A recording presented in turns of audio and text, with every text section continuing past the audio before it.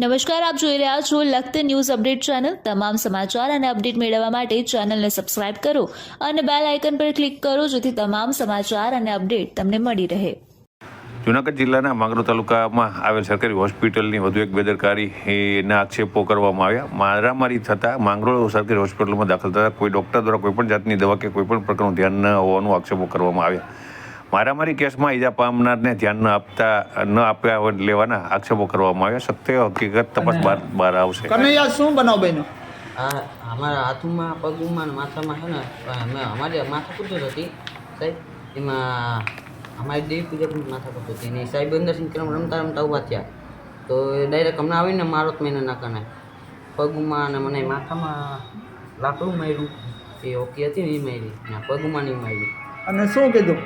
એ કે અમે પોલીસવાળા જ છે કે આવીને કંઈ પૂછ્યું નહીં, ડાયરેક્ટ મારો જ મહિના। અમે બૈઠાને ઊભા હતા, અમારા અંદર મત કરીને એવું કરતા હતા ને બે જણા કેરમમાંથી ઊભા થઈને આવ્યા, મારવા મહિના હાથુમાં લાકડા એવું ને પૂછ્યું જ નહીં કંઈ। શા કારણે માર્યું?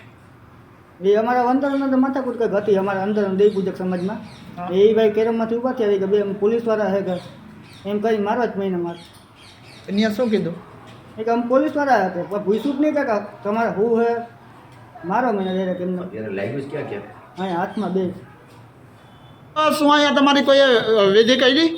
નહીં સાહેબ, 12:30 વાગે અમે આવ્યા। હા, પછી અહીંયા ભાઈ મેં એડમિટ કર્યા અને અમે વાત કરી કે ભાઈ બે છોકરાને બહુ લાગી ગયું, બરાબર।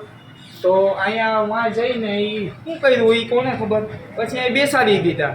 પછી અમે જ કીધું કે ભાઈ આ કોઈ અજાણ્યા વ્યક્તિ પોલીસનું નામ લઈને આ લોકોને બે છોકરાઓને મારી ગયા છે, તમે અમને એડમિટ કરો અંદર। તો એ લોકોએ કીધું કે હાલો તમે વાં વહી જાવ કે એડમિટ થઈ જાવ। દવા બવા કઈ આપવામાં આવી? દવા બવા કોઈ વસ્તુ કોઈ આપી નથી। તમારે કેટલો ટાઈમ થયો અહીંયા આવ્યો દવાખાને? મારે આવ્યો દોઢ કલાક જેવું થયું? નહીં 1:30 વાગે અમે આવ્યા હતા। 1:30 વાગે આવ્યા? 1 થી 1:30 વાગ્યાના અંદરની અમે આવેલા હતા। અત્યારે કેટલા વાગ્યા? અત્યારે તો કઈ ખબર નહીં છે, 7:30 અને ન્યાય કોઈ ડોક્ટર કોઈ જોવા આવ્યું નથી કે કઈ રીતની પરિસ્થિતિ છે। છોકરાને હાથમાં અને બહુ ગંભીર ઈજા છે, તો એ વધારે સોજો ચડતો જ જાય છે। કોઈ જોવા આવ્યું? નહીં, કોઈ જોવાય નથી આવ્યું।